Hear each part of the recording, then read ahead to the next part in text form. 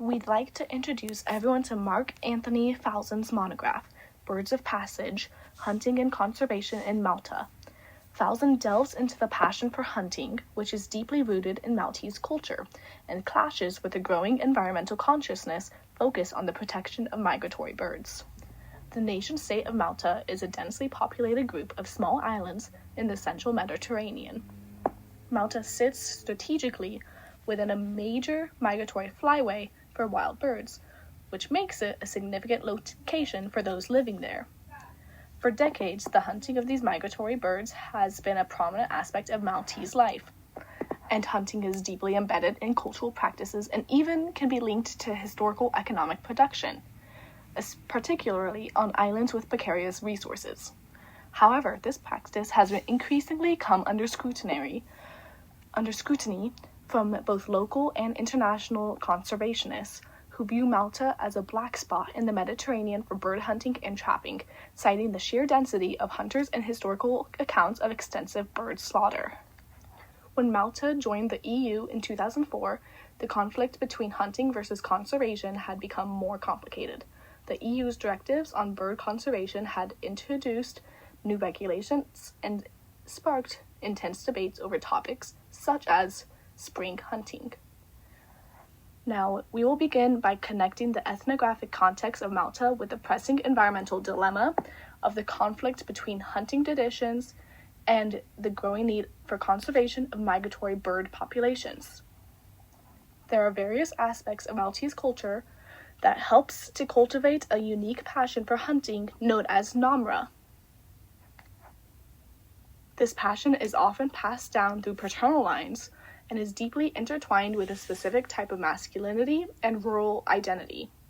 However, in contrast, Malta faces increasing environmental pressures, which leads to a shrinking countryside and a crucial role in the migration patterns of around 400 bird species annually. After that, we will evaluate this environmental dilemma through multiple theoretical lenses, and we'll examine the solutions that have been proposed or are implicitly suggested by Falzon. Ethnographic context and the environmental dilemma. The people of Malta are primarily Roman Catholic, with strong family values and close ties to extended family. Hunting is deeply embedded in the Maltese culture, and it is referred to as a passion passed down through generations, known as narama. As Falzon explains, hunters list their loves as first family and narama second. This tradition is particularly significant among the working class, reinforcing the rural identity and masculinity.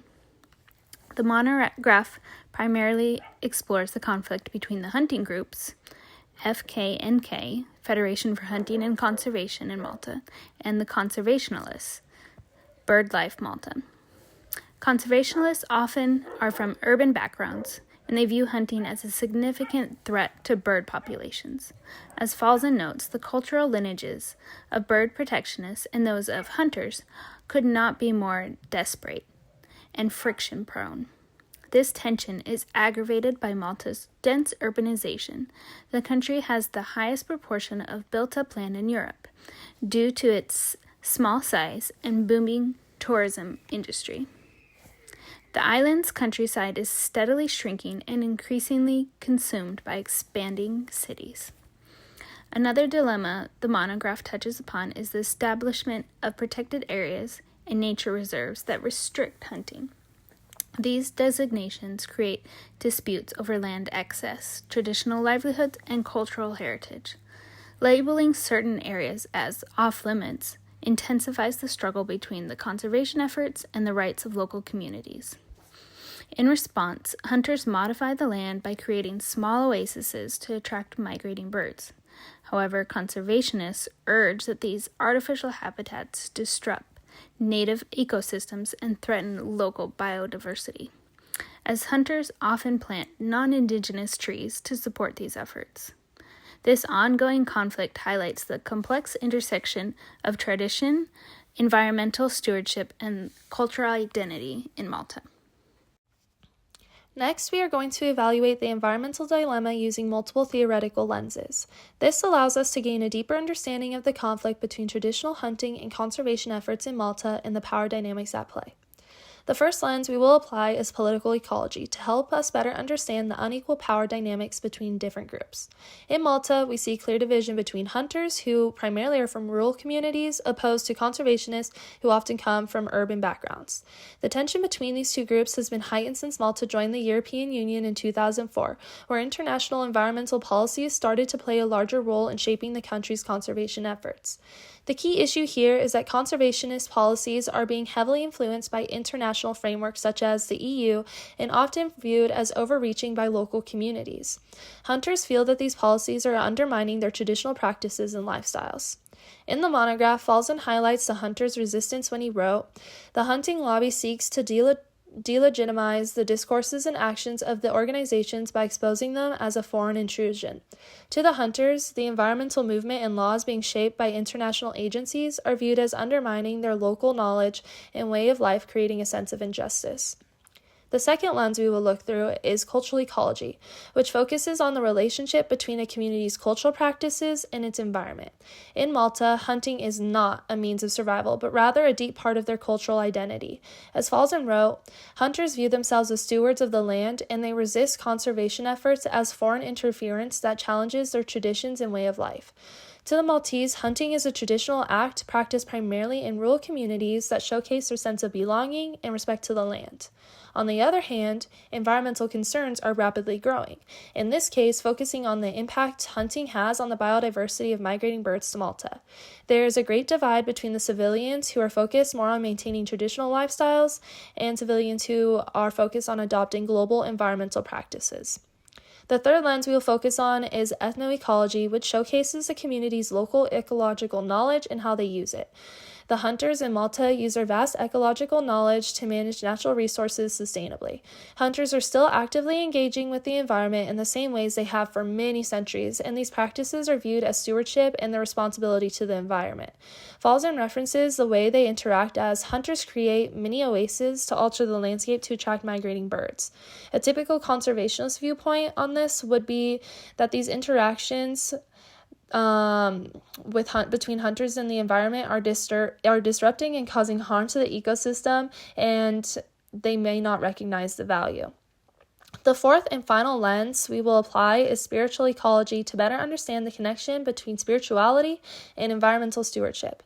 The Maltese birds are closely tied to religious beliefs and spiritual practices.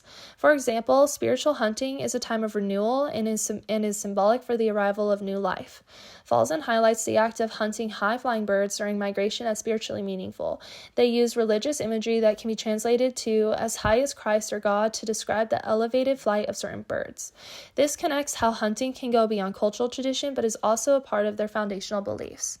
These theoretical lenses, including political ecology, cultural ecology, ethnoecology, and spiritual ecology, help us better understand the complex dynamics between the hunters and conservationists in Malta, demonstrating the need and the value to viewing multiple perspectives. One of the proposed solutions in this monograph has to do with allowing hunting in the spring with a few different strict regulations. One of these regulations that has been kind of tried and true other parts of the world is obviously seasons. The spring is specific to this monograph. Bag limits and specific bird species. There are many different benefits to to this proposed solution. One being population control. You kind of want to weed out the weak and kind of unfit portion of the species to maintain a healthy population and allow for proper and healthy breeding to continue to grow a healthy population. Another benefit of this population has to do with the economic activity of the area.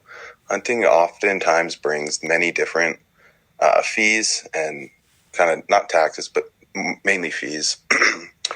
Okay, so these fees act as a source of income to maintain the natural reserves that are being built in order to protect some of the species of these birds. Kind of harboring the economic activity side of it, it's going to make it a little bit less meaningful to the original culture of Malta by placing more value on the monetary aspect of it, as opposed to focusing more on the cultural meaning that both sides, both conservation and the hunters, are going to feel unsatisfied and not like this is a good solution.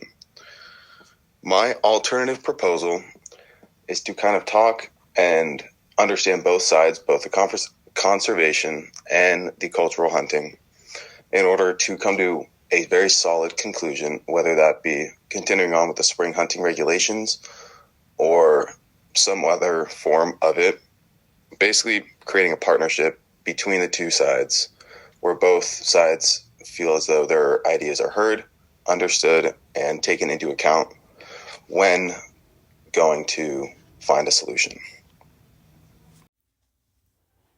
The tension between traditional hunting practices and modern conservation efforts in Malta is a complex and multifaceted issue. By understanding the local socio-cultural context and global environmental concerns, we can appreciate the depth of this dilemma. Malta's strong Roman Catholic cultural ties and family values play a significant role in shaping perspectives on these environmental dilemmas. Hunting is deeply embedded in Maltese culture and is a practice passed down through generations. This tradition is particularly significant among the working class, reinforcing rural identity and masculinity. Hunters view themselves as stewards of the land, resisting conservation efforts as foreign interference that changes their traditions and way of life. The conflict between hunting groups and conservationists is aggravated by Malta's dense urbanization, having the highest proportion of built-up land in Europe due to the booming tourist industry. The island's countryside is steadily shrinking, increasingly consumed by expanding cities. Conservationists, often from urban backgrounds, view hunting as a significant threat to bird populations. This tension is further intensified by the establishment of protected areas and nature reserves that restrict hunting, creating disputes over land access, traditional livelihoods, and cultural heritage. Moving forward, we must strive to find solutions that respect both tradition and conservation. This balance is essential for shaping the future of Malta's ecosystems and communities.